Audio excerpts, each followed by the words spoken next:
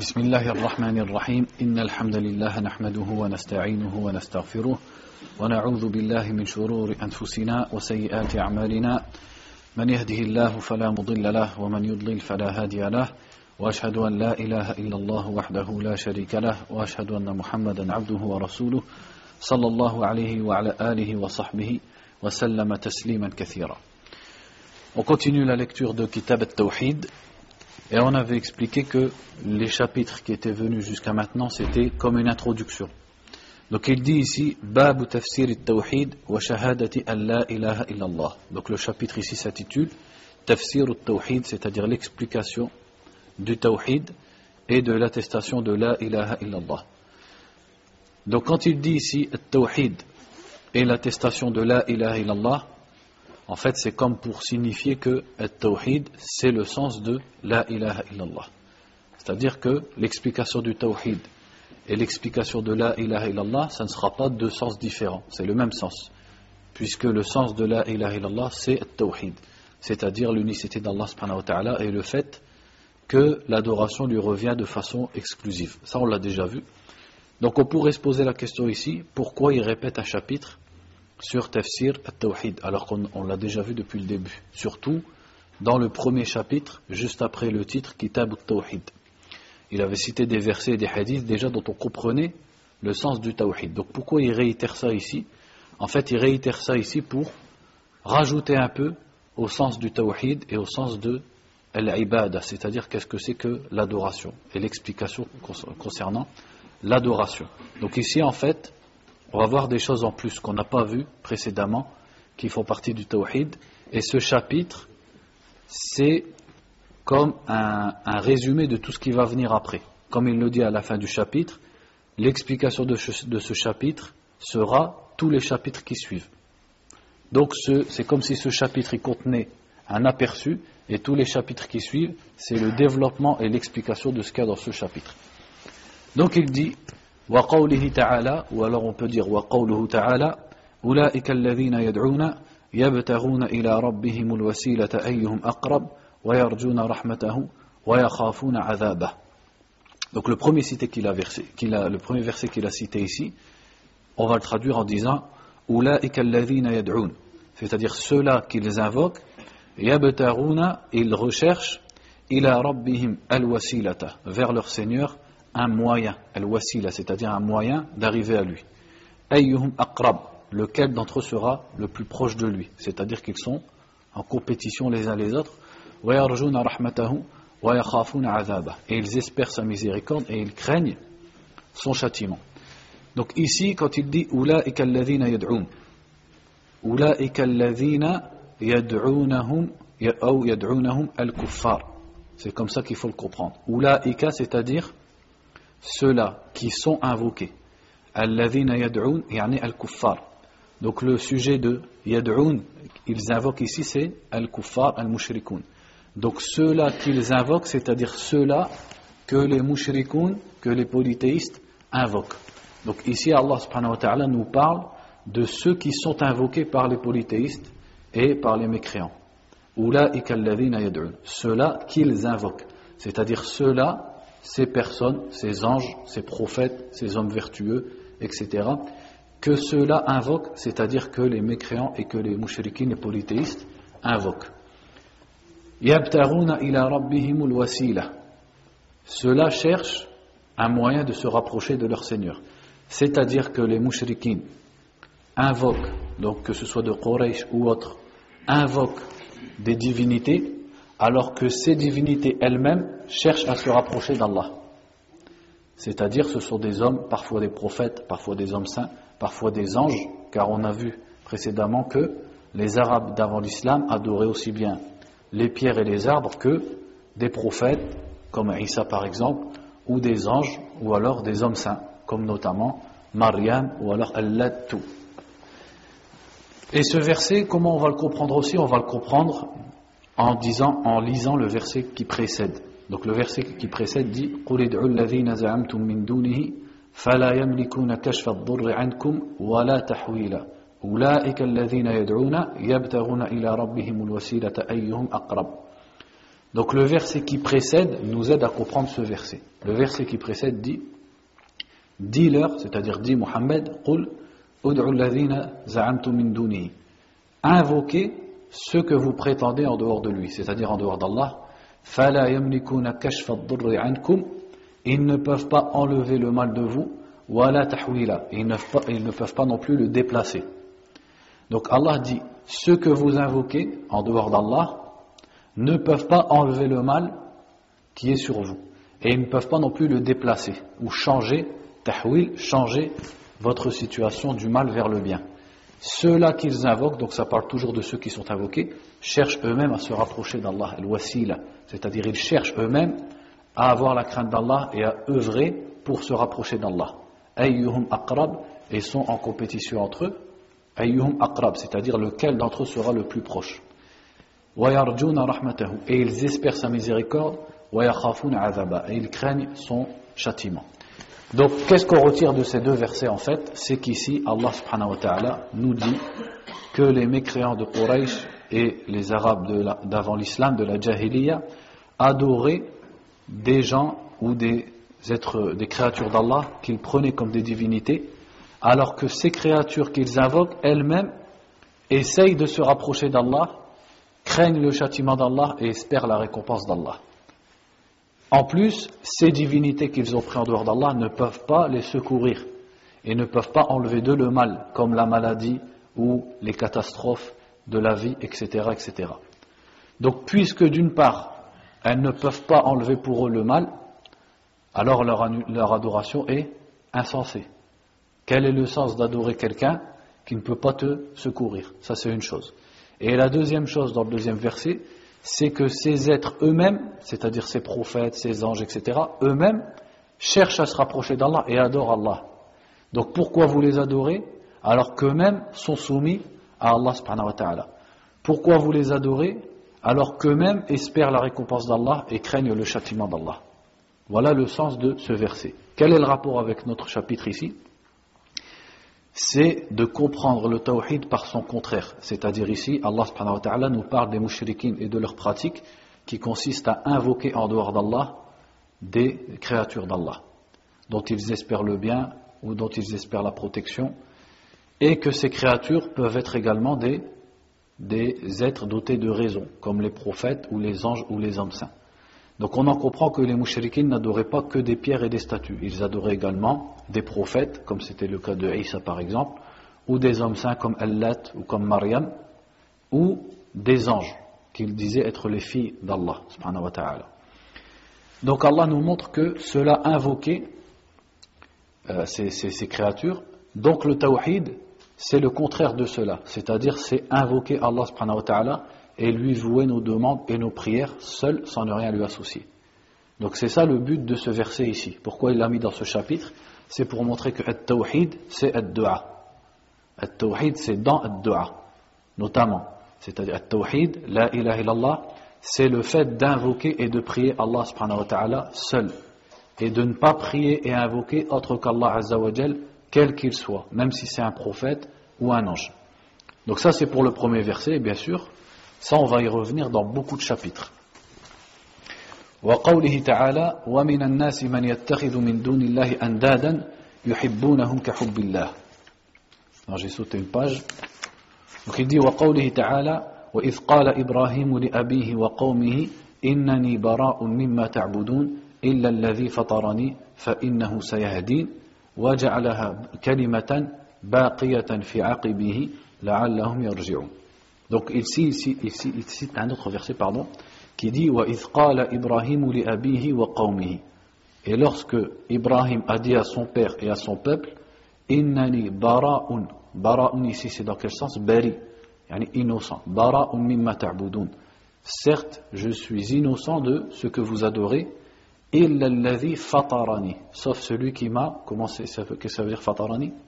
Créé, c'est comme khalaqani. فإنه سيهدين. Certes, c'est lui qui va me guider. وجعلها, يعني Ibrahim, وجعلها. Quand il dit, et il en a fait, le ha dans ja'alaha, ça revient à quoi? À quoi ça revient, ad-damir, le pronom? À cette parole. Quand il dit, إنني براء مما تعبدون إلا الذي فطرني فجعلها يعني هذه الكلمة كلمة باقية في عقبه وهي ماذا لا إله إلا الله. Cette parole, donc Allah dit, et il en a fait une parole qui allait perdurer dans sa descendance afin qu'il revienne. C'est quoi cette parole? C'est la ilaha illallah. Ce qui veut dire que la parole d'Ibrahim dans le premier verset est le sens même de la ilaha illallah. Donc revenons à ce qu'il a dit Ibrahim à son peuple et à son père qui adorait des étoiles et qui adorait des idoles en dehors d'Allah subhanahu wa ta'ala. Il leur a dit innani bara'un mimma ta'budun. C'est-à-dire je suis innocent, je me dégage de ce que vous adorez.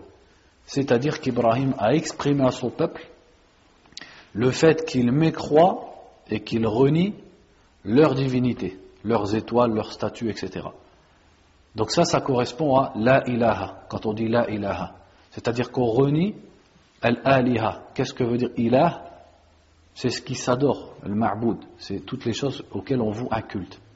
Donc lui, c'est la même chose qu'il a fait. Quand il a dit innani bara'un mimma ta'budun, c'est comme quand on dit la ilaha. On renie les divinités. Mais tout de suite après, qu'est-ce qu'il a dit? Il a fait l'affirmation de l'adoration d'Allah en disant illa alladhi fatarani, sauf celui qui m'a créé. Donc est-ce qu'il a renié absolument toutes les divinités? Non. Il les a reniées sauf une, qui est la vraie divinité, c'est-à-dire Allah subhanahu wa ta'ala, le créateur.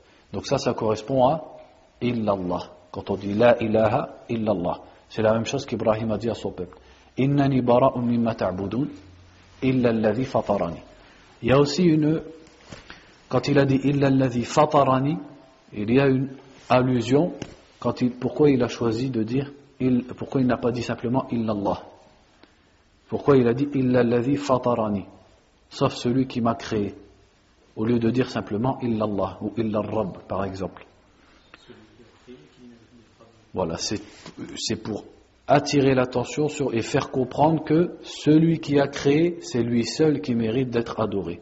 Et que vos divinités, comme elles-mêmes sont des créatures, elles ne méritent pas d'être adorées et je me désavoue d'elles. Donc quel est le rapport de ce verset une fois qu'on l'a compris avec notre chapitre? C'est de montrer que le tawhid, c'est à la fois une affirmation et une négation. C'est la négation de ce qui est adoré en dehors d'Allah subhanahu wa ta'ala et l'affirmation de l'adoration d'Allah azza wa jal. Et que c'est le sens de la ilaha illallah, qui est basé, cette parole elle est basée sur deux piliers. La ilaha qui est la négation qu'on retrouve dans la parole d'Ibrahim et illallah qui est l'affirmation qu'on retrouve dans la parole d'Ibrahim. Et également pour montrer que le vrai tawhid, celui qui est demandé du musulman, ne sera valable que lorsqu'il mécroira au tarout, c'est-à-dire aux fausses divinités, à ce qui est adoré en dehors d'Allah subhanahu wa ta'ala. Comme Ibrahim a dit ici, innani bara'un mimma ta'budun. Donc Ibrahim ne s'est pas contenté d'adorer Allah seul. Qu'est-ce qu'il a fait également? Il a mécru aux autres divinités, mais en plus il a exprimé sa mécréance dans les divinités. C'est-à-dire qu'il l'a dit à son peuple, il a renié les autres divinités. Et ce sens, on le retrouve dans le verset de Surat Al-Baqarah, quand Allah subhanahu wa ta'ala a dit فَمَنْ يَكْفُرْ بِالطَّاغُوتِ وَيُؤْمِنْ بِاللَّهِ فَقَدْ اسْتَمْسَكَ بِالْعُرْوَةِ الْوُثْقَى لَا انْفِصَامَ لَهَا وَاللَّهُ سَمِيعٌ عَلِيمٌ. Celui qui mécroit au tarout et qui croit en Allah, celui-là se sera accroché à la corde la plus solide. Qu'est-ce que c'est la corde la plus solide dans ce verset? C'est la ilaha illallah, la parole la ilaha illallah. C'est la même que la parole éternelle dans le verset qui parle d'Ibrahim, c'est la ilaha illallah. Donc le verset nous dit celui qui mécroit au tarout et qui croit en Allah. Donc ce qui est demandé dans le monothéisme tel qu'il est compris dans l'islam, c'est pas juste de croire en Allah, c'est de l'adorer, mais c'est même pas juste de l'adorer seul, c'est de l'adorer sans ne rien lui associer. C'est même pas juste de l'adorer seul sans ne rien lui associer, c'est encore plus que ça, c'est ne rien lui associer mais aussi mécroire à ce qu'on lui associe, c'est-à-dire mécroire aux croyances qui contredisent l'islam et mécroire à l'associationnisme, c'est-à-dire au shirk. Donc une personne, son tawhid ne serait pas correct si par exemple elle adorait Allah seul sans ne rien lui associer, mais lorsqu'elle voit le shirk ou alors on lui parle du shirk, elle dit qu'il n'y a pas de mal à ça, par exemple. Même si elle ne le pratique pas, mais il n'y a pas de mal dans cela. Il n'y a pas de mal dans l'adoration d'autres qu'Allah subhanahu wa ta'ala. Ou alors elle est hésitante à ce sujet. Elle dit peut-être que c'est valable. Celui-là, il n'a pas rapporté la position qui est dans le verset فَمَنْ يَكْفُرْ بِالطَّاغُوتِ. Il n'aura pas mécru au Tarout pour que son monothéisme soit valable. Comme l'a fait Ibrahim en disant إِنَّنِي بَرَاءٌ مِّمَّا تَعْبُدُونَ. Il s'est innocenté de l'adoration des étoiles et des idoles que pratiquait son peuple. Donc ça nous amène au sujet de al-wala wal-bara également, c'est-à-dire l'alliance et le désaveu qui est une des applications du tawhid. Le fait de s'allier et de se désavouer autour de ce point qui est le tawhid. Ça on aura l'occasion d'en reparler par la suite.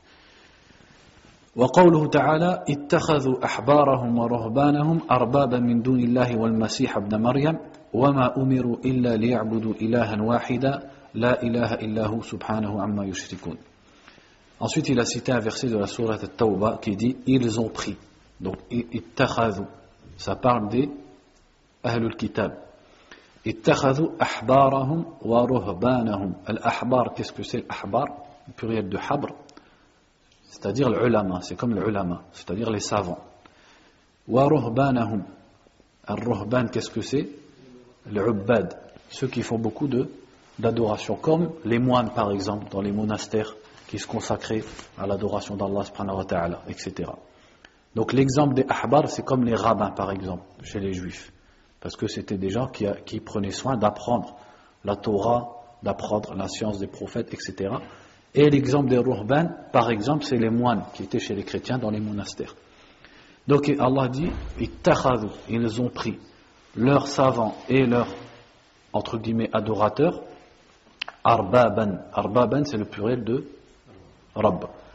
Donc on va dire comme des dieux. Parce que le mot Rabb et le mot Ilah, on a déjà expliqué, le mot Rabb et le mot Ilah, quand ils sont cités seuls, ils ont la même signification. Mais quand ils sont cités ensemble, Al-Ilah, c'est dans le sens de Al-Ma'boud, c'est-à-dire la chose qui est adorée, et Rabb, c'est dans le sens de Al-Murabbi, c'est-à-dire celui qui a créé et qui a fait progresser ses créatures et qui a pris soin d'elles, etc.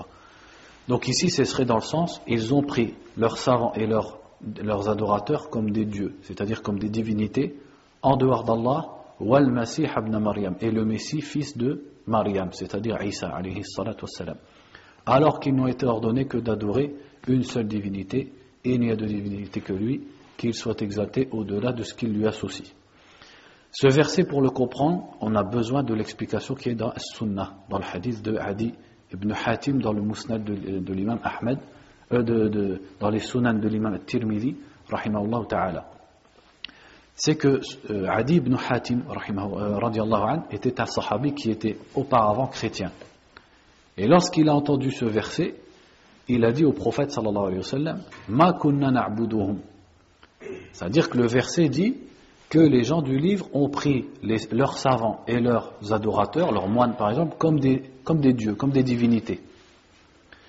Donc Adi a dit au prophète sallallahu alayhi wa sallam, on ne les adorait pas. Qu'est-ce qu'il a voulu dire par là? C'est-à-dire on ne se prosternait pas devant eux, on n'égorgeait pas des bêtes pour eux, on ne faisait pas de dua pour eux, etc. C'est-à-dire qu'il ne leur vouait pas d'acte d'adoration. C'est ça qu'il a voulu dire. Comme si l'adoration n'était comprise que dans ça. Donc le prophète sallallahu alayhi wa sallam lui a répondu, alaysu yuharrimuna ma ahallallah fatuharrimunahu wa yuhilluna ma harramallah fatuhillunahu. Il a dit, n'est-ce pas que ils rendaient licite ce qu'Allah a autorisé et donc ils rendaient licite ce qu'Allah a interdit, donc vous le rendiez licite, et ils interdisaient ce qu'Allah a rendu licite, donc vous le rendiez interdit. Adi a dit naam, ça c'est vrai, c'est-à-dire que les gens du livre, quand est-ce qu'une chose était halal ou haram pour eux, selon ce que disent leurs ahbar, c'est-à-dire leurs savants, les rabbins, etc. S'ils décident qu'une chose est halal, elle est halal. Et s'ils décident qu'une chose est haram, elle est haram. Et ils ne se contentent que de ça. C'est-à-dire qu'ils les ont pris eux comme des musharri'in. C'est-à-dire c'est eux qui légifèrent, qui disent ce qui est halal et ce qui est haram. Donc pour la suite du hadith, Adi a dit na'am. Et le prophète sallallahu alayhi wa sallam a dit fatilka ibadatuhum. eh bien voici leur adoration. C'est-à-dire en les mettant comme des législateurs qui, eux, décident de ce qui est halal et de ce qui est haram, eh bien vous les avez mis à la place d'Allah subhanahu wa ta'ala, à l'égal d'Allah azza wa jal. Pourquoi? Parce qu'on sait que at-tashri', c'est-à-dire la législation, le fait de dire ceci est halal, ceci est haram, ceci est wajib, etc., etc., cela découle de quel attribut? Cela découle de ar-rububiyyah d'Allah subhanahu wa ta'ala, c'est-à-dire le fait qu'Allah est le créateur et le gérant de cet univers. Donc il est le seul qui a le droit de dire qu'une chose est halal et qu'une chose est haram. Donc venir placer cette caractéristique dans quelqu'un, eh bien c'est le mettre à l'égal d'Allah subhanahu wa ta'ala. Donc c'est l'adorer, même si on ne se prosterne pas devant lui, même si on ne sacrifie pas de bête pour lui, même si on ne le prie pas, etc. Et qu'est-ce que dit le verset après? Wal-Masih ibn Maryam, ainsi que le Messie, fils de Maryam. Et le Messie, c'est-à-dire Isa, comment est-ce qu'il l'adorait lui? C'était vraiment en vouant des actes d'adoration. Donc en vérité, le verset nous montre les deux genres de ibadat. L'ibada par les actes d'adoration et l'ibada en mettant cette chose comme un arabe qui va légiférer ce qui est halal et ce qui est haram. Donc c'est ainsi qu'ils ont associé à Allah subhanahu wa ta'ala leurs savants et leurs adorateurs, en les mettant comme des musharri'in, c'est-à-dire des législateurs à la place d'Allah subhanahu wa ta'ala. Donc pour ce chapitre, il y aura 2 chapitres sur ce sujet, donc en gros sur le fait de juger par autre que les lois d'Allah subhanahu wa ta'ala, mais avant qu'on y arrive, et espérons qu'on y arrive d'ici là, on va expliquer le tafsil dans cette question, c'est-à-dire à quel moment le fait de mettre une personne à cette place, c'est du shirk akbar, et c'est le mettre à l'égard d'Allah azza wa jal. En fait, tout est une question d'i'tiqad, c'est-à-dire de croyance. Si une personne met une personne à la place de législateur, c'est-à-dire qu'il le met et que quand il dit c'est halal, et quand il dit c'est haram, et il croit dans son cœur que lorsqu'il dit c'est halal, et lorsqu'il dit c'est haram, même si ça contredit le jugement d'Allah subhanahu wa ta'ala, c'est-à-dire ce qui est dans la parole d'Allah, le Coran, ou ce qu'a transmis le prophète sallallahu alayhi wa sallam, ou l'unanimité, l'ijma' des ulama. Donc si il met une personne à cette place, là il l'a pris comme une divinité en dehors d'Allah et il sort de l'islam. C'est-à-dire qu'il met un tel à une place qui fait qu'il prend tout ce qu'il dit comme étant halal ou haram, même si ça contredit la religion d'Allah subhanahu wa ta'ala. Donc Allah dit d'une chose qu'elle est haram, et lui, si tel homme ou tel cheikh ou tel ce que vous voulez dit c'est halal, il va croire que c'est halal et il le considère comme étant halal. Alors celui-là, il a réellement mis cette chose à la place d'Allah subhanahu wa ta'ala. Par contre, si c'est que dans les actes, c'est-à-dire que, par exemple, la personne qu'il a mis à cette place dit d'une chose qu'elle est halal, alors qu'Allah dit qu'elle est haram, et lui il en a connaissance, et il continue de croire en lui que la chose elle est haram, parce qu'il sait qu'Allah l'a rendu haram, et que ce qui est haram c'est ce qu'Allah a déclaré haram. Mais dans les actes, pour un intérêt ou pour une passion ou etc., il va suivre la vie de cette personne. Là, ça rentre dans al-shirk al-asghar, al-kufr dun al-kufr, c'est-à-dire c'est de la mécréance mineure et c'est de l'associationnisme mineur, du shirk asghar. Ensuite, il y a un autre cas où c'est carrément pas du shirk. Quel est ce cas? C'est le cas du mujtahid, c'est-à-dire le savant qui a les outils, c'est-à-dire la science, les bagages nécessaires dans la science pour retirer les ahkam lui-même du Coran et des hadiths du prophète sallallahu alayhi wa sallam. Celui-là, il peut se tromper, et tous les êtres humains se sont trompés, et tous les mujtahidines de l'histoire se sont trompés dans des questions. Il n'y a que le prophète sallallahu alayhi wa sallam qui ne se trompait pas. Donc celui-là, s'il se trompe, quel est son jugement? Le prophète a dit sallallahu alayhi wa sallam, إِذَا حَكَمَ الْحَاكِمُ فَأَخْطَأَ فَأَصَابَ فَلَهُ أَجْرًا وَإِنْ أَخْطَأَ فَلَهُ أَجْرٌ وَاحِدٌ. C'est-à-dire que si sincèrement il a cherché la vérité sur une question à travers les versets du Coran et les hadiths, mais que finalement dans sa conclusion il s'est trompé, s'il avait eu raison, il aurait eu 2 récompenses. Mais s'il se trompe, il en a qu'une seule pour l'effort qu'il a fourni. Donc lui, c'est carrément pas du shirk, au contraire, il est récompensé. Maintenant vient le cas du l'ammi, c'est-à-dire celui qui va suivre ce genre de personne.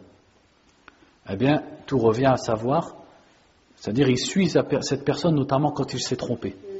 Donc il suit un mujtahid quand il s'est trompé. Bien, tout revient à savoir, est-ce qu'il sait que son jugement contredit la parole d'Allah subhanahu wa ta'ala? Comment il peut le savoir ça? Par le biais des autres ulama. Mais admettons qu'il ne le sache pas, et que ce savant est digne d'être suivi, et que c'est en lui qu'il a le plus confiance, et qu'il le suit dans son erreur. Si c'était tout ce dont il était capable, eh bien, la yukallifullahu nafsan illa wus'aha. C'est-à-dire qu'il a fait ce qu'Allah lui a demandé en disant fas'alu ahla dhikri in kuntum la ta'lamun. Donc, demandez aux gens du rappel si vous ne savez pas, donc il ne sera pas blâmé pour cette erreur. Là, on ne peut pas dire qu'il l'a pris comme un législateur en dehors d'Allah, parce que lui-même ne peut pas chercher le jugement d'Allah seul dans les textes. Ou alors, il n'a pas accès aux paroles des autres savants. Ou alors, il a accès aux paroles des autres savants, mais lui ne sait pas distinguer entre les paroles des savants. Il prend simplement celui en qui il a le plus confiance. Celui-là, il ne peut pas être blâmé. وقوله تعالى ومن الناس من يتخذ من دون الله أندادا يحبونهم كحب الله والذين آمنوا أشد حبا لله الآية.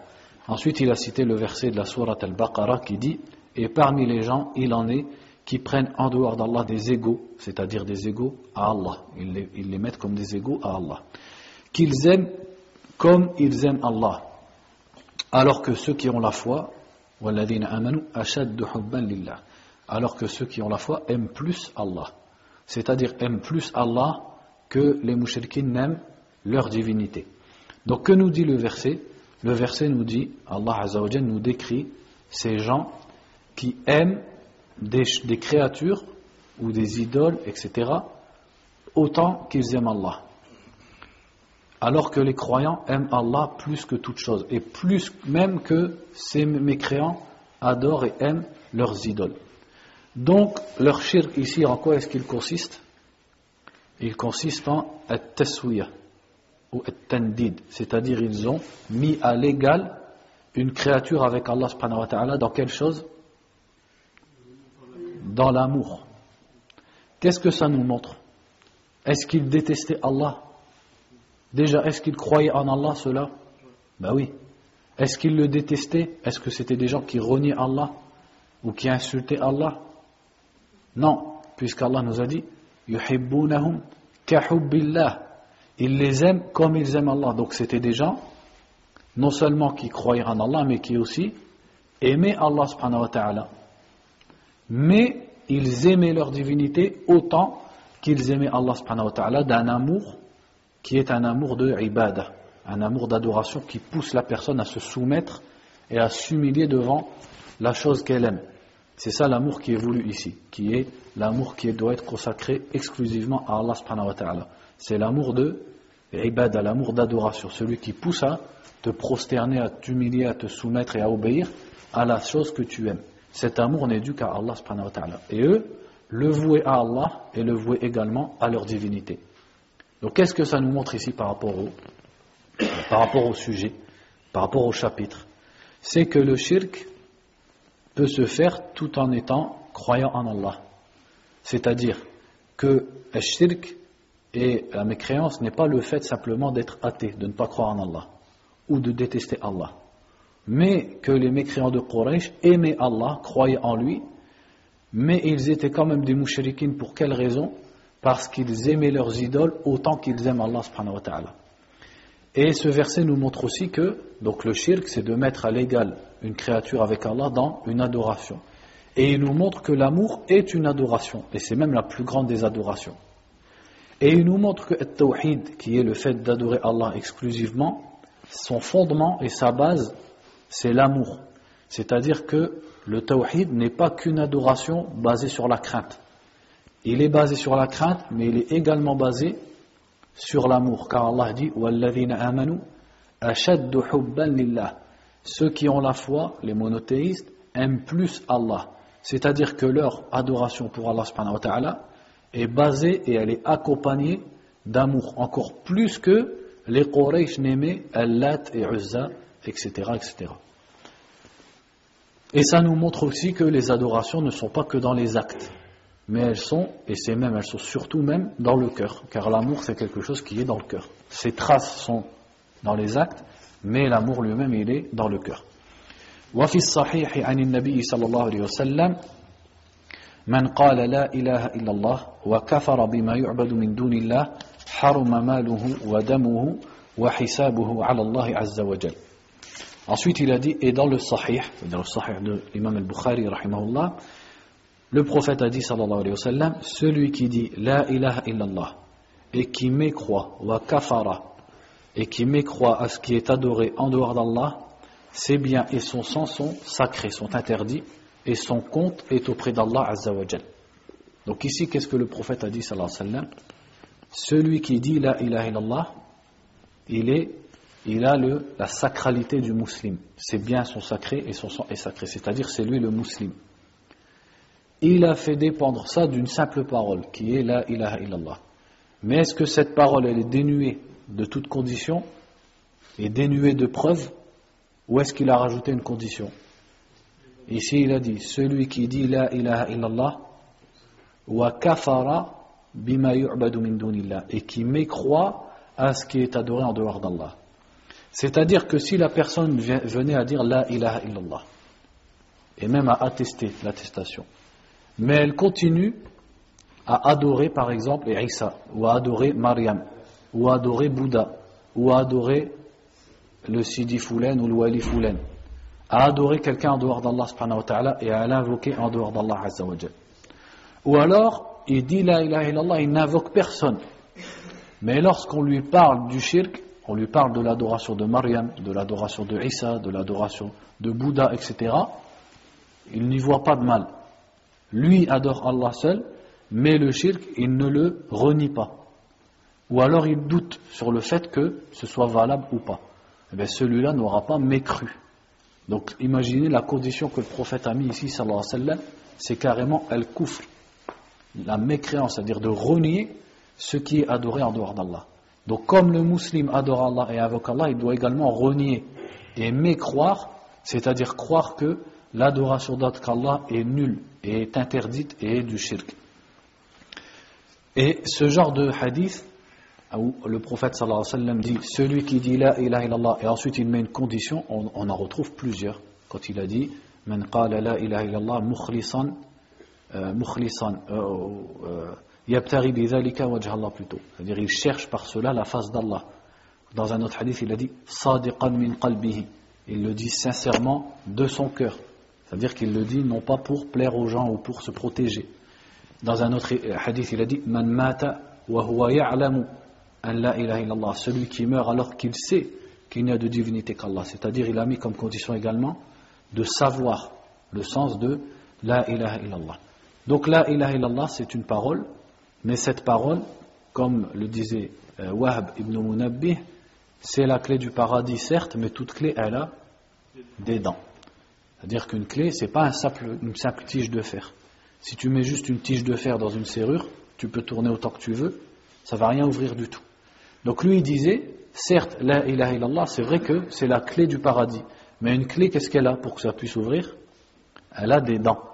Eh bien la ilaha illallah également elle a des dents, c'est-à-dire elle a des shurut, elle a des conditions, parmi lesquelles notamment ce qui a été cité ici, al-kufru bit-taghut, al-kufru bima yu'badu min dunillah, le fait de renier ce qui est adoré en dehors d'Allah subhanahu wa ta'ala. Donc quel est le rapport entre ce hadith et le chapitre?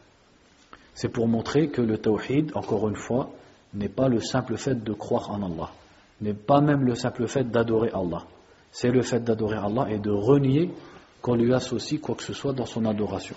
Ensuite, dans la fin du hadith, le prophète a dit sallallahu alayhi wa sallam wa hisabuhu ala Allah azza wa jal, c'est-à-dire celui qui dit la ilaha illallah et qui remplit ces conditions, celui-là c'est le musulman. Pourquoi il a dit à la fin wa hisabuhu ala Allah azza wa jal, et son compte est auprès d'Allah? C'est-à-dire que le musulman, l'individu, ce qui lui importe, c'est ce qui est apparent chez les gens.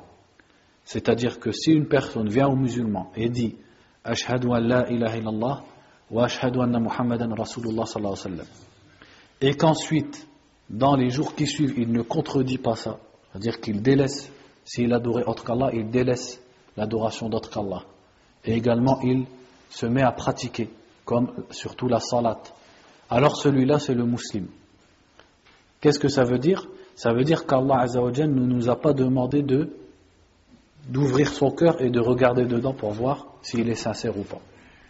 Allah nous a dit de nous contenter de ce qui est apparent. Si en apparence il est musulman, c'est-à-dire il dit la shahada et il ne le contredit pas par du shirk, alors c'est le musulman. Wa hisabuhu ala Allah. Qu'est-ce que ça veut dire?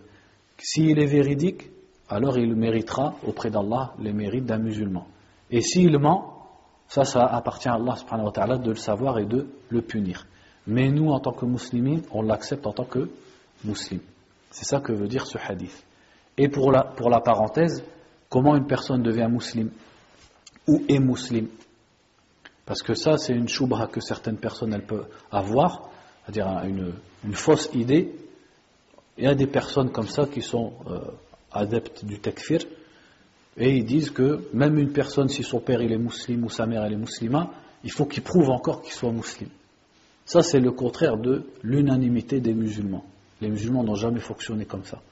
C'est-à-dire que dans l'islam, si une personne est de père musulman et de mère musulmane, ou alors même seulement de père musulman, ou alors seulement de mère musulmane, il est musulman. C'est-à-dire dans son jeune âge. Et ensuite, selon la religion qu'il va pratiquer. Donc la base, c'est qu'il est musulman. Ça, c'est pour le musulman al-asli. Et pour celui qui n'est pas musulman d'origine, qu'est-ce que c'est tout simplement? C'est ce dont on a parlé ici. C'est-à-dire qu'il dit « Ashhadu an la ilaha illallah wa anna Muhammadan Rasulullah sallallahu alayhi wa sallam » et ensuite, il doit prouver ça également dans les actes, notamment par la salat. C'est-à-dire au bout d'un moment, comme le dit Cheikh Mohamed Aman, c'est-à-dire on va quand même entre guillemets le surveiller. C'est-à-dire ça ne doit pas être juste une prétention, il faut également que dans la pratique, il l'applique. Donc il doit faire la salat, il jeûne le mois de Ramadan, etc. Et surtout, le plus important, car on peut dire à la limite que la salat, il n'est pas kafir, etc. Mais surtout, yakfuru bima yu'badu min dunillah. C'est-à-dire que s'il continue à dire que le christianisme c'est bien, ou qu'on peut prier Isa, ou qu'on peut prier Maryam, et il continue de valider ses anciennes croyances, alors son la ilaha illallah n'est pas valable. Et là on voit qu'en fait il ne l'a pas dit réellement pour se convertir. Ensuite le cheikh a dit wa sharhu hadhihi tarjama ma ba'daha min al-abwab. L'explication de ce chapitre, c'est tous les chapitres qui suivent, comme je vous l'ai dit au début. ثم قال الشيخ رحمه الله تعالى باب من الشرك لبس الحلقة والخيط ونحوهما لرفع البلاء أو دفعه. Donc là on commence réellement dans les chapitres qui nous expliquent التوحيد et le shirk en détail. Donc il dit chapitre باب 2 points من الشرك, c'est-à-dire il fait partie du shirk. Donc là à cette étape du cours, vous comprenez bien que je ne vous explique plus le mot tawhid, je vous explique plus le mot shirk. C'est-à-dire maintenant dans le cours on dit tawhid et on dit shirk. Je ne traduis plus, j'explique plus.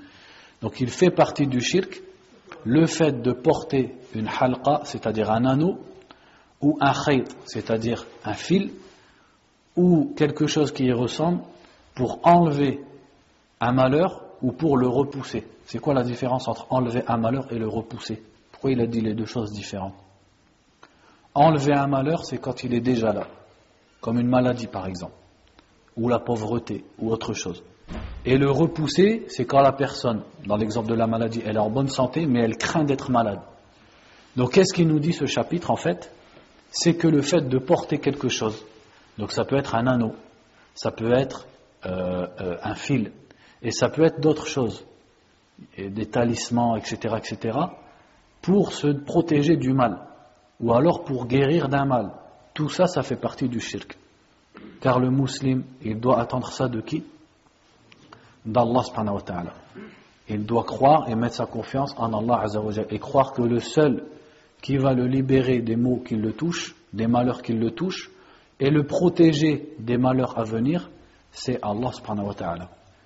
Placer sa confiance et demander et souhaiter la protection vis-à-vis de ces choses-là que seul Allah peut repousser, d'autres qu'Allah, eh ben c'est le mettre à l'égard d'Allah azza wa jalla. Voici pourquoi c'est du shirk.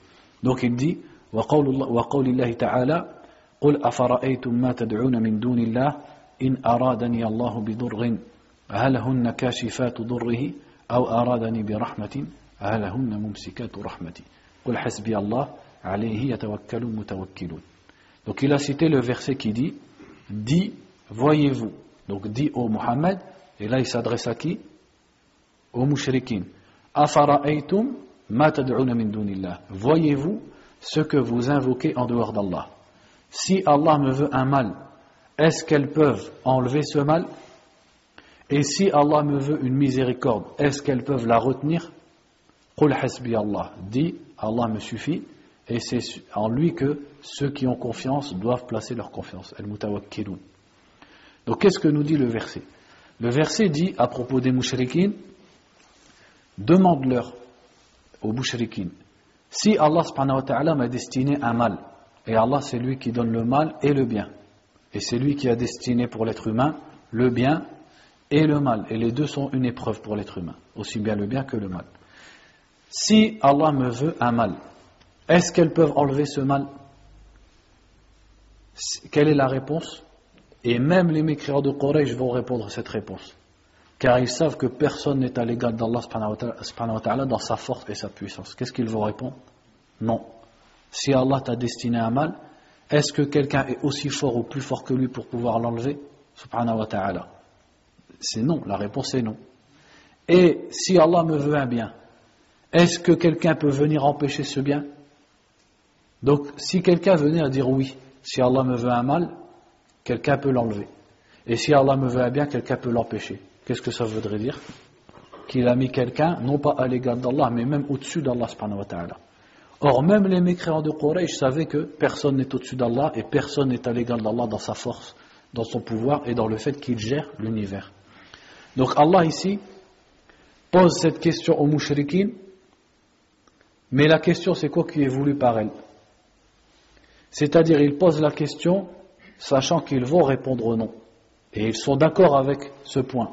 Les mécréants de Quraysh étaient d'accord sur le fait que si Allah te veut un mal, personne ne peut le retenir. Si Allah te veut un bien, personne ne peut l'empêcher. Ils sont d'accord sur ça. Et ils savent que leur divinité ne possède ni le bien ni le mal. Donc si vous savez ça, alors pourquoi vous les invoquez en dehors d'Allah subhanahu wa ta'ala? Et vous devez vous tourner exclusivement dans vos invocations, vos espoirs et vos craintes vers Allah subhanahu wa ta'ala. Voilà le sens du verset. Donc pourquoi le cheikh, rahimahullah ta'ala, parle de ce verset ici, alors qu'il va nous parler des gris-gris, des talismans, etc. Eh bien c'est parce que celui, comme on l'a dit, celui qui porte un gris-gris ou un talisman, etc., etc., eh bien ça revient à la même croyance. Il croit que si Allah lui a destiné un mal, c'est ce petit objet qui tient dans la main qui va le repousser. Et que si Allah lui a destiné un bien, comme si ce petit objet pouvait le repousser. Donc, finalement, il met cet objet à la place d'Allah Azza wa Jal. Parce que dire que cet objet va enlever le mal, ça revient. Or, qui a destiné le mal? C'est Allah. Donc, ça revient à dire que cet objet peut contredire le destin d'Allah subhanahu wa ta'ala. Donc, la personne, souvent, qui a ce genre de talisman autour de son cou ou dans sa poche, n'a pas conscience de tout ça. Il ne se rend pas compte. Donc, justement, c'est en expliquant, et c'est pour ça que le cheikh montre un verset qui parle des Quraysh qui adoraient des idoles, et il l'applique aux gens qui portent des talismans. Pourquoi? Parce qu'en fait, la croyance, elle est la même. Ils pensent que ce talisman va retenir une épreuve qu'Allah lui a destinée. Eh bien, finalement, c'est le mettre à l'égal d'Allah. Et c'est tourner son cœur vers une créature dans une chose que seul Allah Azza wa Jal peut faire. Voilà pourquoi ceci est du shirk. Maintenant, avant de lire les hadiths, parce que les hadiths ils sont plus explicites, les savants ont divisé le jugement des talismans, des fils, etc. en deux. Si la personne pense que ce talisman lui-même, ou ce bracelet, ou ce collier, ou quoi que ce soit, lui-même lui ramène du mal, ou lui ramène du bien, ou repousse un mal, alors il l'a mis à l'égard d'Allah Azza wa Jal, directement, et ça c'est du shirk akbar. C'est le grand shirk qui fait sortir de l'islam. Et malheureusement, beaucoup des gens pensent ça. Et c'est devenu la croyance la plus répandue dans les talismans, c'est ça. Si par contre il croit que ce talisman ne repousse pas le mal et n'attire pas le bien, mais est un sabab. Donc il sait que c'est Allah qui repousse le mal et c'est Allah qui lui donne le bien. Mais que ce talisman est une cause pour qu'Allah lui donne le bien ou repousse le mal. Alors là, ce sera du shirk asghar. Pourquoi? Parce qu'il ne l'a pas réellement mis à l'égard d'Allah. Mais il s'est basé dessus comme étant un sabab. Donc sa croyance et son cœur se sont reposés sur un sabab, qui en réalité, est-ce que c'est un sabab? Est-ce que c'est réellement une cause? Ce n'est pas une cause. Donc dedans, il y a une sorte de fausse croyance, et de se baser sur des causes qui sont fausses. Donc là, ça sera du shirk asghar. Donc on répète, s'il pense que cet objet repousse le mal ou attire le bien lui-même, en dehors d'Allah, là c'est du shirk akbar. Par contre, s'il pense que c'est Allah qui lui donne le bien et qui repousse le mal, mais que le fait qu'il porte cet objet est le sabab de ça, c'est la cause de ça, alors là c'est du shirk asghar, le shirk mineur. Non, les médicaments, ça n'a rien à voir. Pourquoi? Parce que c'est un sabab.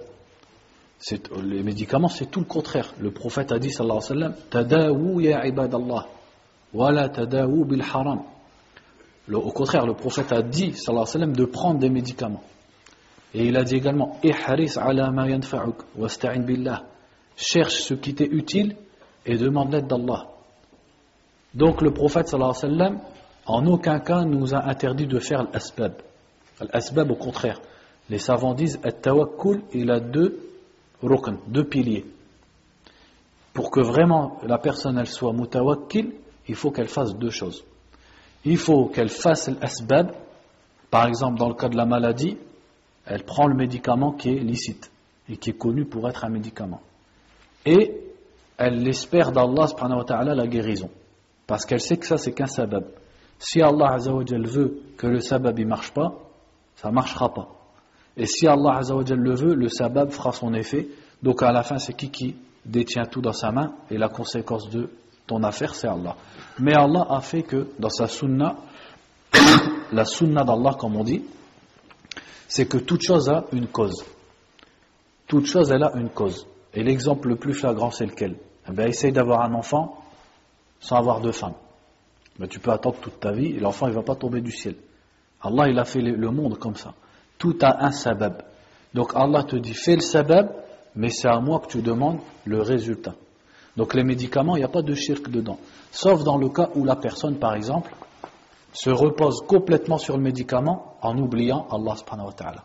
C'est-à-dire elle met toute sa confiance dans le médicament en oubliant la force d'Allah et le fait que c'est Allah qui donne la guérison. Là ça peut être du shirk. Mais généralement, le musulman, c'est pas ça qu'il fait. Le musulman, il le fait comme un sabab. Mais si on lui demande qui va te guérir, qu'est-ce qu'il répond? Il répond, c'est Allah subhanahu wa ta'ala. Ce médicament, c'est le sabab. C'est le sabab qu'Allah a créé et dont il a fait un médicament. Il a fait que lorsqu'on le prend, on guérit par sa grâce subhanahu wa ta'ala. Est-ce que le sabab doit être légal aussi? Bien sûr, ouais, le sabab, il doit être légal. C'est pour ça que le prophète, il a dit, sallallahu alayhi wa sallam, Tadawu wa la tadawu bil haram. Ça c'est dans le Mousnad de l'imam Ahmed rahimahullah. Soignez-vous et ne vous soignez pas par l'illicite, par les choses qui sont illicites. Ça ne veut pas dire que l'illicite il ne fonctionne pas. L'asbab, il y en a qui sont licites, il y en a qui sont illicites, et les deux elles marchent. Sinon les gens ils ne feraient pas de haram, ils ne voleraient pas. Le vol c'est un sabab. Il y a plein de choses qui sont haram qui sont des asbab. C'est Allah qui les a créés comme ça. Mais en tant que musulman, pour obéir à Allah, tu ne dois te tourner que vers les asbab qui sont licite. On va pas finir, hein? Dans le terme, en fait, le fait d'être confiant dans la minute, est-ce qu'il n'y a pas un moment où c'est juste une innovation et non pas du shirk? En fait, les innovations, il y en a qui sont du shirk. C'est à la fois une innovation, si elle le fait en pensant que ça fait partie de la religion, eh bien c'est à la fois une innovation et du shirk. Et certaines innovations sont à la fois des innovations et du shirk. Comme par exemple le fait d'adorer les mausolées, etc. C'est du shirk parce qu'on doit adorer qu'Allah subhanahu wa ta'ala. Mais les gens pensent que ça fait partie de la religion. Ils l'assimilent à la religion. Donc c'est en même temps du shirk. Donc on appelle ça bid'a shirkiyya. C'est une bid'a de shirk. Donc on va avancer. Il dit ici An Imran ibn Hussein radiyallahu anhu. Donc comme à l'habitude on va lire qui est Imran ibn Hussein. Il dit Imran ibn Hussein ibn Ubayd ibn Khalaf al-Khuzai, Sahabi ibn Sahabi, Aslama ama Khaybar. Donc il dit son père Hussein également était un Sahabi. Et il s'est converti l'année de Khaybar. Wa ghaza iddata ghazawat. Il a participé à plusieurs batailles. Wa kana sahiba rayati Khuza'a yawm al-Fath. Le jour de la conquête de Mecca, c'est lui qui portait le drapeau de la tribu de Khuza'a. قال الطبراني رحمه الله أسلم قديما هو وأبوه وأخته وكان ببلاد قومه ثم تحول إلى البصرة إلى أن مات بها سنة 52. Tabarani disait qu'en fait il s'est converti avant ça, il s'est converti anciennement, lui ainsi que son père et sa sœur, mais qu'en fait il était resté jusqu'à ce moment-là dans sa terre d'origine. Ensuite, plus tard, après la mort du prophète sallallahu alayhi wa sallam, il a habité dans la ville d'Al-Basra en Irak et il est mort là-bas en l'an 52 de l'Hégire. Donc, عن عمران بن حسين رضي الله عنه أن رسول الله صلى الله عليه وسلم رأى رجلا في يده حلقة من صفر فقال ما هذه؟ قال من الواهنة فقال انزعها فإنها لا تزيدك إلا وهنا فإنك لو مت وهي عليك ما أفلحت أبدا رواه أحمد بسند لا بأس به. Donc Imran ibn Hussein radiallahu anhu, il raconte ici que le prophète sallallahu alayhi wa sallam a vu un homme, il a dit fi yadihi halqatun, halqa c'est-à-dire un bracelet ou un anneau, etc. Min soufr, c'est quoi ce soufr? Le cuivre. Donc il portait un anneau de cuivre. Et le prophète sallallahu alayhi wa sallam lui a dit ma hadhihi. Donc quand il lui dit ma hadhihi, c'est à la fois pour qu'il explique ce que c'est, mais c'est en même temps un inkar, pour blâmer en fait, parce que c'était une pratique qui était connue. Donc le prophète sallallahu alayhi wa sallam lui dit ma hadhihi, et il lui dit min al-wahina, c'est contre al-wahina. Al-wahina, donc al-wahn, qu'est-ce que c'est al-wahn? Al-wahn c'est da'f, c'est-à-dire la faiblesse. Donc al-wahina, qu'est-ce qu'on en comprend? En fait c'est un nom de maladie qui touche le bras et qui affaiblit ou paralyse le bras. Donc il dit je mets ça contre cette maladie, contre al-wahina. Et le prophète sallallahu alayhi wa sallam lui a dit inzi'aha. Inzi'aha, qu'est-ce que ça veut dire? C'est pas juste ikhla'aha. S'il lui a dit ikhla'aha, qu'est-ce que ça veut dire? Enlève-la. Inzi'aha, ça veut dire arrache-la. C'est pour vraiment lui faire comprendre, débarrasse-toi de ça le plus vite possible. Et il lui a dit fa innaha la taziduka illa wahnan. Elle ne fera qu'augmenter ton wahn. Donc qu'est-ce qu'il a dit l'homme? Cette maladie elle s'appelle al-wahina, parce qu'elle donne al-wahn, la faiblesse dans le bras. Et le prophète sallallahu alayhi wa sallam lui a dit elle va augmenter ton wahn, elle va augmenter ta faiblesse. Est-ce que réellement, c'est-à-dire qu'elle va augmenter sa faiblesse du bras? C'est quelle faiblesse ici qui est voulue? C'est-à-dire dans sa foi, elle va le conduire à sa perte, parce que c'est du shirk. Donc le prophète sallallahu alayhi wa sallam, on voit ici qu'il lui a dit de l'enlever, de l'arracher de son bras. Et après il lui a dit فَإِنَّكَ لَوْ مِتَّ وَهِيَ عَلَيْكَ مَا أَفْلَحْتَ أَبَدًا. C'est très dur ici ce qu'il lui a dit, car en effet si tu étais mort en la portant, jamais tu n'aurais réussi. Abadan, il lui a dit abadan, jamais tu n'aurais réussi, c'est-à-dire tu aurais subi le châtiment d'Allah subhanahu wa ta'ala. Ce qui montre que cette sorte de shirk, même si c'est du shirk asghar, c'est pire que tous les péchés qui sont que la désobéissance aux parents, la consommation de l'alcool, etc. Et as-sahaba radiallahu anhum, c'est ce qu'ils disaient, que al-shirk al-asghar, les pratiques de shirk mineurs, sont un degré au-dessus dans la gravité que les grands péchés, c'est-à-dire c'est les plus grands des grands péchés. Pourquoi à votre avis? Parce qu'ils touchent à la croyance envers Allah subhanahu wa ta'ala. Alors qu'une personne, quand elle fait un péché, elle se fait du mal à elle-même ou elle fait du mal à autrui, mais là, ça touche à Allah subhanahu wa ta'ala. Donc il lui a dit, si tu étais mort en la portant, jamais tu n'aurais réussi. Et on observe ici également qu'il ne l'a pas excusé pour son ignorance. Mohammed ibn Abdul Wahhab, rahimahullah, dans les remarques sur le chapitre, il a dit, il n'a pas été excusé pour son ignorance. Parce qu'il a dit, si tu étais mort, alors que la personne ignorait le jugement de cet acte. Malgré cela, il lui a dit, si tu étais mort, ainsi, tu n'aurais pas réussi.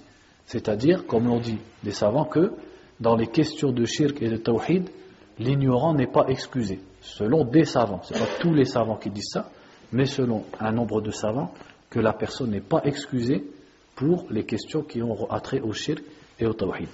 Donc il dit c'est rapporté par Ahmed bisanadin la ba'sa bihi, c'est-à-dire par une chaîne de transmission qui n'est pas mauvaise entre guillemets, c'est-à-dire elle est acceptable. وله عن عقبة بن عامر مرفوعا من تعلق تميمة فلا أتم الله له ومن تعلق ودعة فلا ودع الله له وفي رواية من تعلق تميمة فقد أشرك. Ensuite, il cite ici un deuxième hadith rapporté par Uqba ibn Amir. Donc il a dit Uqba huwa ibn Amir ibn Amr ibn Abbas ibn Amr ibn Adi al-Juhani صحابي مشهور فاضل روى كثيرا وعنه جماعة من الصحابة والتابعين أحد من جمع القرآن فصيحا عالما شهد الفتوح وصفين ولي إمارة مصر 3 سنين ومات قريبا من 60. Donc Uqba ibn Amir, donc il dit radiallahu anhu al-Juhani, donc de la tribu de Juhayna. Donc c'était un sahabi très connu et qui a rapporté beaucoup de hadiths. Et beaucoup d'autres sahaba et de tabi'in ont transmis le hadith de lui, c'est-à-dire ont pris le hadith de lui. Il était un de ceux qui avaient appris le Coran par cœur parmi les sahaba, et il était connu pour la langue arabe et pour sa science. Et il a participé aux conquêtes musulmanes et également à la bataille de Siffin. Et il était responsable, c'est-à-dire gouverneur de l'Égypte pendant 3 ans, et il est mort approchant l'âge de 60 ans. Radiallahu anhu. Donc il a dit, donc ici regardez comment il a dit le cheikh, walahu an Uqbata ibn Amirin marfu'an. Ça veut dire quoi marfu'an? Je pense qu'on l'avait déjà expliqué. Le mot marfu' ici, marfu' en arabe ça veut dire élevé, mais ici il ne faut pas comprendre élevé.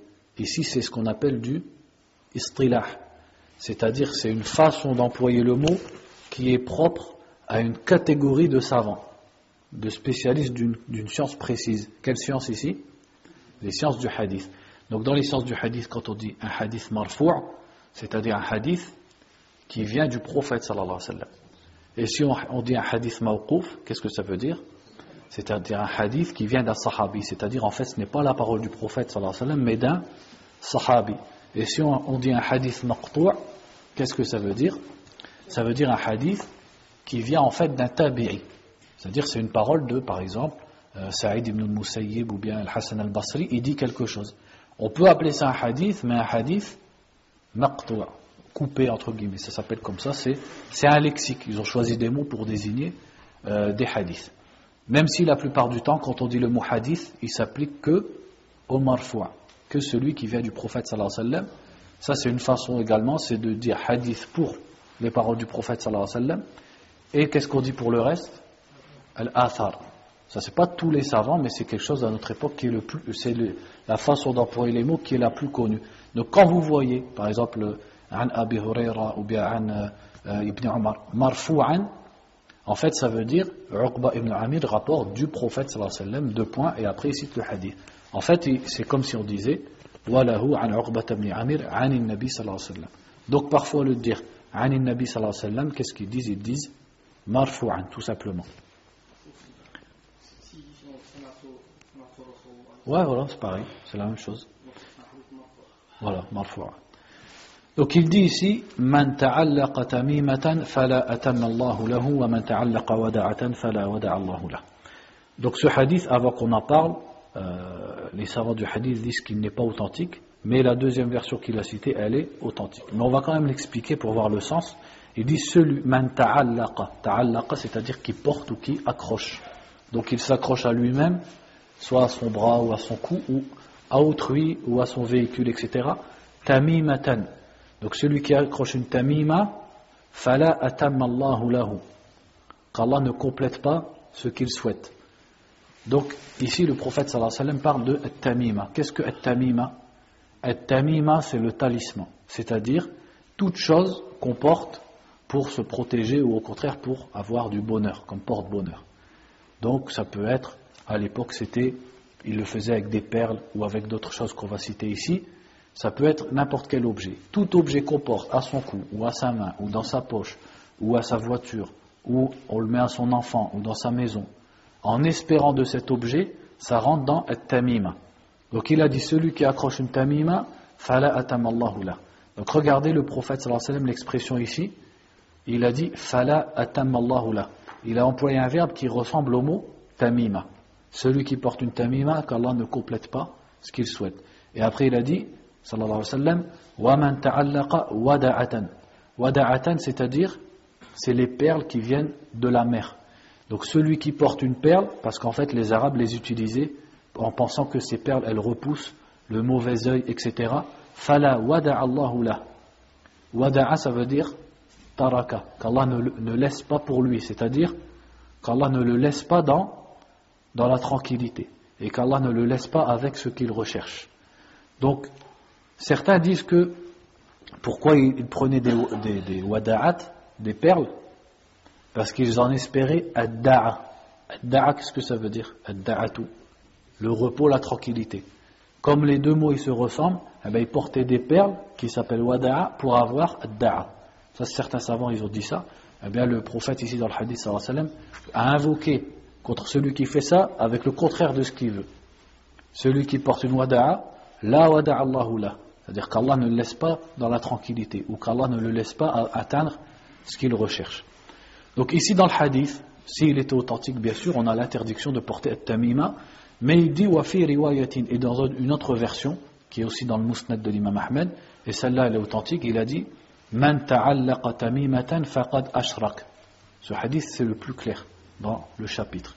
C'est le plus court et le plus clair. C'est-à-dire si quelqu'un te demande qu'est-ce qui me dit que c'est interdit de porter un talisman, qu'est-ce qui me dit que c'est du shirk, c'est très simple. Le prophète a dit sallallahu alayhi wa sallam man ta'allaqa tamimatan faqad ashrak. Tout le monde peut retenir ce hadith. Man ta'allaqa, c'est-à-dire celui qui s'accroche, tamimatan, donc tamima le talisman, faqad ashrak, à associer à Allah. Donc on a déjà expliqué pourquoi c'est du shirk, etc. Donc on continue dans la lecture des hadiths. Wali ibn Abi Hatim an Hudhayfa. Donc ici il dit, et Ibn Abi Hatim a rapporté de Hudhayfa. Donc on va lire les deux biographies. Il dit Hudhayfa ibn al-Yaman ibn Hasl wa yuqal Husayn ibn Jabir ibn Rabi'a al-Abasi Halif al-Ansar sahabiyun jalil ibn sahabi min as-sabiqin. Donc il dit Hudhayfa ibn al-Yaman, son père al-Yaman était également un sahabi, il fait partie des premiers convertis, as-sabiqin. أصاب أبوه دما فهرب إلى المدينة فحالف بني عبد الأشهل. Donc son père avait commis un meurtre dans la Jahiliya et il a fui et il avait c'est-à-dire il s'est rallié à la tribu de Bani Abd al-Ashhal. فسماه قومه اليمن. Donc c'est pour ça qu'on l'a nommé, c'était son surnom Al-Yaman. لكونه حالف اليمانية, parce qu'il a prêté serment avec Al-Yamaniya, c'est-à-dire cette tribu. وأراد شهود بدر فصده المشركون وشهد أحدا فاستشهد أبوه بها لما هزم المسلمون وصاح الشيطان أخراكم. Donc il dit ici que son père avait voulu participer à la bataille de Badr, mais justement les mushrikoun où il se trouvait l'ont empêché d'atteindre Badr. Par contre il a participé à Uhud et il est mort dans cette bataille. En fait, il est mort lors du retour, c'est-à-dire quand les musulmans se sont retournés, il est mort dans ce moment-là, et il dit فَقَالَ أَيْ عِبَادَ اللَّهِ أَبِي أَبِي فَمَا احْتَجَزُوا عَنْهُ حَتَّى قَتَلُوهُ. En fait, les musulmans l'ont tué par erreur, alors que Hudhayfa était en train de crier mon père, et il s'est fait tuer par erreur par d'autres musulmans. فَقَالَ حُذَيْفَةَ غَفَرَ اللَّهُ لَكُمْ. Et Hudhayfa a dit qu'Allah vous pardonne, c'est-à-dire il a pardonné ceux qui avaient tué son père par erreur. Sahibu sirri Rasulillahi sallallahu alayhi wa sallam. Il était celui qui détenait le secret du prophète sallallahu alayhi wa sallam, c'est-à-dire le prophète lui avait dit certains hadiths qu'il n'avait pas dit aux autres, notamment le nom de certains munafiqin. Rawa muslimun annahu akhbarahu bima kan wa ma yakun hatta taqum as-sa'a. Donc l'imam Muslim a rapporté que Hudhayfa, le prophète sallallahu alayhi wa sallam, l'avait informé de tout ce qui s'était passé, c'est-à-dire de l'histoire, et de tout ce qui se passera jusqu'au jour du jugement. واستعمله عمر على المدائن فلم يزل بها حتى توفي سنة 36. Donc Omar l'a mis comme gouverneur sur la ville de Al-Madain et il est mort dans cette ville en l'an 36. Ensuite, il passe à Ibn Abi Hatim, qui a rapporté cette parole. Il dit Ibn Abi Hatim, huwa Abu Muhammad, عبد الرحمن ابن محمد ابن إدريس ابن المنذر الرازي الحنظلي التميمي الإمام الحافظ الثبت صاحب الجرح والتعديل والعلل والتفسير وغيرها. Donc Ibn Abi Hatim, son père c'était Muhammad ibn Idris, Abu Hatim, qui était un des grands savants du hadith à l'époque de l'imam Ahmed rahimahullah, et son fils Abd al-Rahman également était un des grands savants et un des grands imams du hadith, et il a écrit plusieurs livres comme At-Tafsir, dont est tirée la parole de Hudayfa, et également Al-Jarh wa Ta'dil sur les rapporteurs du hadith et d'autres. Il est mort en 327 de l'Hégire, rahimahullah ta'ala. Donc il dit an Hudayfa radiyallahu an annahu ra'a rajulan fi yadihi khaytun min al-humma faqata'ahu wa tala qawlahu ta'ala wa ma yu'minu aktharuhum billahi illa wa hum mushrikun. Donc il rapporte que Hudayfa radiyallahu an a vu un homme qui portait un fil à son bras contre la fièvre, al-humma, c'est-à-dire contre la maladie. Et Hudayfa, lorsqu'il a vu ça, il a coupé le fil qui était au bras de l'homme et il lui a récité le verset de la sourate Yusuf wa ma yu'minu aktharuhum billahi illa wa hum mushrikun. La plupart d'entre eux ne croient en Allah qu'en étant associateurs. Ce verset, il parle de quel shirk? Il parle du shirk de Quraysh, le shirk al-akbar. Il parle de l'adoration des idoles, etc. Donc Hudayfa radiallahu anhu a employé un verset qui parle du grand shirk à propos de ce shirk mineur. C'est-à-dire que les sahaba radiallahu anhum utilisaient tous les textes qui parlent du shirk de façon générale sur toutes les catégories de shirk. Et ça, c'est notamment une façon de faire peur à la personne. Donc le verset, si on le prend lui, on l'avait déjà expliqué dans le premier livre qu'on avait fait ensemble, wa ma yu'minu aktharuhum billahi illa wa hum mushrikun. On avait vu l'explication de Ibn Abbas radiallahu anhuma, de Mujahid rahimahullah et d'autres parmi les tabi'in. Il disait tas'aluhum man khalaqakum wa man yuhyikum wa man yumitukum, c'est-à-dire les mécréants de Quraysh. Si tu leur demandes qui vous a créé, qui vous fait vivre, qui vous fait mourir, qu'est-ce qu'ils disent? Allah, fatilka imanuhum. Ça c'est leur iman. Ils avaient une part de foi en Allah, ils croyaient en Allah. En quelle chose ils croyaient en Allah? Dans le fait qu'Allah c'est lui le créateur, c'est lui qui donne la subsistance, etc. Ma'a shirki ibadatihim iyah, c'est-à-dire tout en associant dans leur adoration à lui. C'est-à-dire qu'ils croient qu'Allah c'est lui le créateur, ça c'est une part de iman, mais en même temps ils sont mushrikoun parce qu'ils adorent autre que lui subhanahu wa ta'ala. Donc c'est ça le verset wa ma yu'minu aktharuhum billah illa wa hum mushrikoun. Donc ici Hudayfa l'a appliqué à une personne qui était musulmane. Dans le sens, il est musulman, mais en même temps, il pratique du shirk, qui est ici du shirk mineur. Donc, on a fini nos 2 chapitres aujourd'hui. Barakallahu fikum. Donc, la fois prochaine, on va faire un chapitre sur Ar-Ruqa wa At-Tama'im. En fait, le chapitre, il ressemble à celui d'aujourd'hui. Donc, on va encore parler des talismans. Et on va parler aussi des Ar-Ruqa, c'est-à-dire les incantations. بارك الله فيكم والله أعلم وصلى الله وسلم على نبينا محمد وعلى آله وصحبه